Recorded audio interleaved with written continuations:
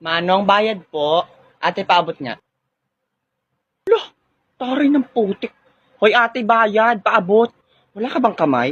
May kamay ka naman, di ba? Ikaw na, kaya-kaya mo na yan. Storbo. Lah, ang bobo ng... Hoy ate, dati ka bang adik? Lutang lang ha? Eh di sana kung ayaw mag-abot ng bayad, dapat di ka dyan pumesto. Tabi! Hala, nalimutan ko yung ID ko.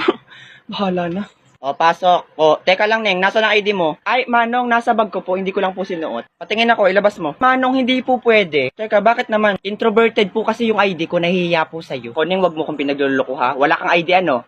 Manong, may ID nga po ako. Ang gulo nyo naman. Nabit nasa loob ng bag ko. Ay, di ilabas mo nga, Neng. Meron nga. Nahihiya nga po Patingin nga ako, ilabas mo. Bahala ka dyan. Hoy, Trisha, bumalik ka dito. Susumbong kita sa advisor mo. Oh, lol! Ate, sukli ko po. Oh, candy na lang, Toy. La, ate, bakit candy? Hindi ko naman maibibili ito eh. Saka ang dami pa pong barya. O, yan na lang po, sukli nyo sa akin. Okay na yan, Toy. Panukli ko pa kasi yan mamaya eh. La, ate, hindi po ako mahilig sa candy. Doon ka na nga, Toy. Ang dami pang nabili, oh. Ganun ha? Hello, daddy. Opo. Yung pong tindera dito sa kantin, sinuklian po ako ng candy. Tambangan nyo nga mamaya sa may labasan. Oo. Sniperin nyo agad. Uy, Monica, you're very fragment for today. Ano? Anong fragment, Turjang? Oh my gosh, Monica, you're very bobowers, ha? Fragment. Mabango in Tagalog. Duh. Fragrant kasi, Turjang. Fragrant. Fragment. Basta, yun na yun. Oo. Alam mo naman eh. By the way, what's your perfume? Ay, buti na tanong mo, Turjang. Ano? Avon, page 14, oo. Nirab ko lang siya sa leeg ko. Di ba ang bango? Yuck! Very ka there. Napaka-cheap. Ew. By the way, meron pa? Berlolo, nakita mo na yung grades mo? Hindi pa, be. Titingnan ko pala ngayon. Ako kasi, be, nakita ko na. Tapos ang baba ng grades ko sa math, 95 lang. Loh, hala, Turjang. Grabe, ang baba nga. Pero mas mababa yung akin kasi 96 ako sa mathematics. Tapos 97 sa English. Grabe talaga yung mga prof natin ang mababa magbigay ng grades, di ba? Talaga, Monica? Ako kasi, hindi ako nag-iintindi sa English, tas hindi rin ako pala sagot. Tuloy ang baba ng binigay sa akin, 98 lang naman. Ako nga sa science, hindi ako nagawa ng activities, pero 98, grabe, napakababa talaga magbigay ng grades. Ako nga 82 lang eh. Ay be, mas matindi yung sa PE ko kasi nga, di ba lagi akong hinihika pag nag-PPE. Ang baba ng binigay sa akin ni sir. 99 lang naman. Ay Turjang, mas matindi yung sa akin kasi lagi ako nahihimatay sa PE. Tas binigyan ako ng 99. Napakababa. Uy, Burlolo, nagtatalo na naman yung dalawa. Bayang mo yung mga talakitok na yan. Maglaro ka na lang itong nilalaro ko para manalo ka ng cellphone. Link on my bio. Tas Turjang, feeling ko ako na ang pinakabobo sa ating lahat kasi napakababa ng total average ko.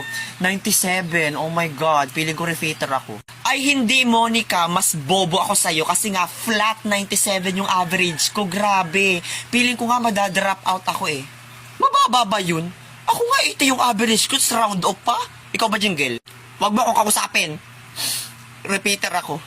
Pero alam mo, Monica, feeling ko ikaw na yung first honor kasi nga pilingera ka. Hindi, Turjang. Feeling ko talaga ikaw yung first honor kasi nga nangunguna yung putok mo.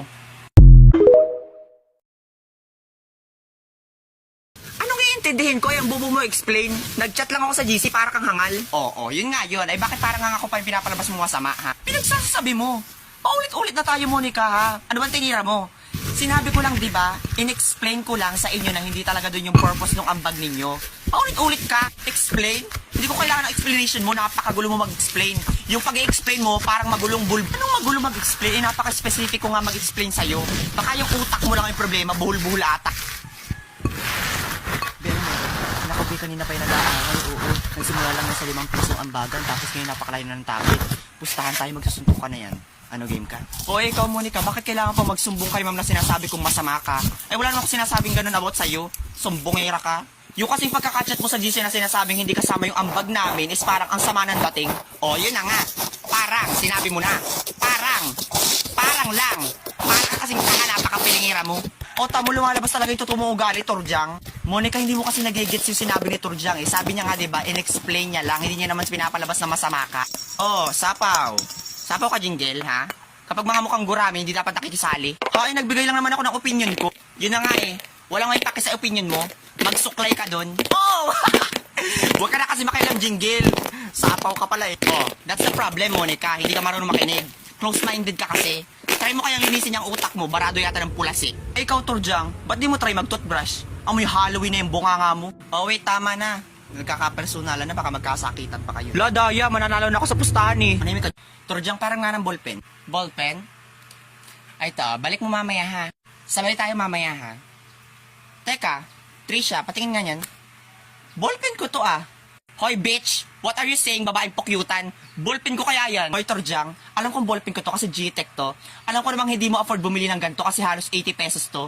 Pang HBW ka lang, no? Oops, issue.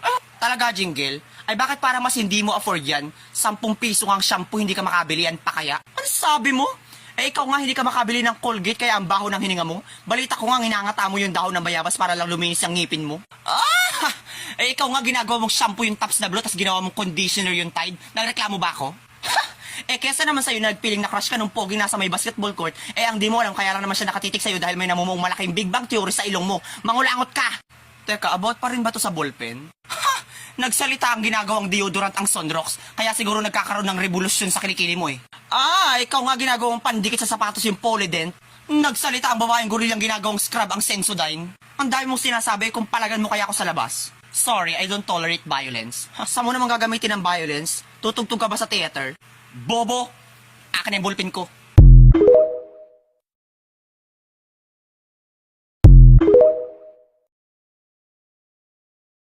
Oh my gosh, guys, I'm very nervous right now. I think I'm gonna puke. Bakit kasi ngayon pa nawala si Renzo kung kailangan siya? Turjang, kaya mo yan. Basta ayusin mo lang yung English mo. O nga, saka nandito lang naman pati kami sa labas ng pintuan. Support ka namin. Ano, Turjang, gusto mo ba ito patumba ko na kagad yung mga kalaban mo para ikaw na kagad ang panalo? Sabihin mo lang handa na yung Armalite ni Daddy. Ikaw nga dyan yung magtigil stage, gagawin pa akong kriminal.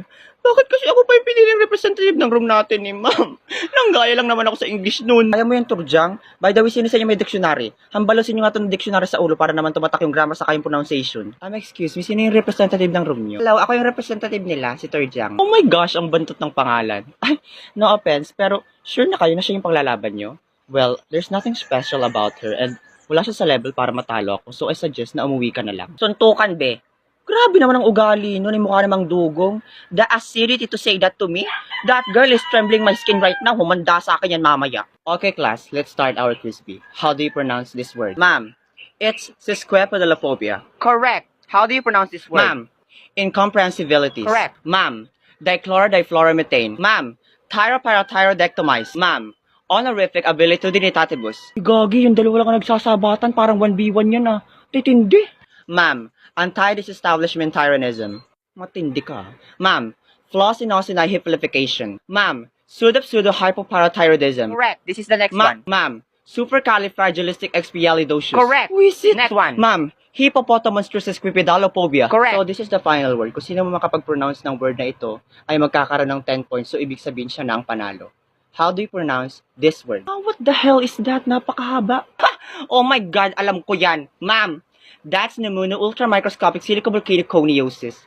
Period. Correct. We have a winner. Uy, guys, panalo si Turjang! O, ano ka ngayon, babaeng espasol? Cry, motherfucker!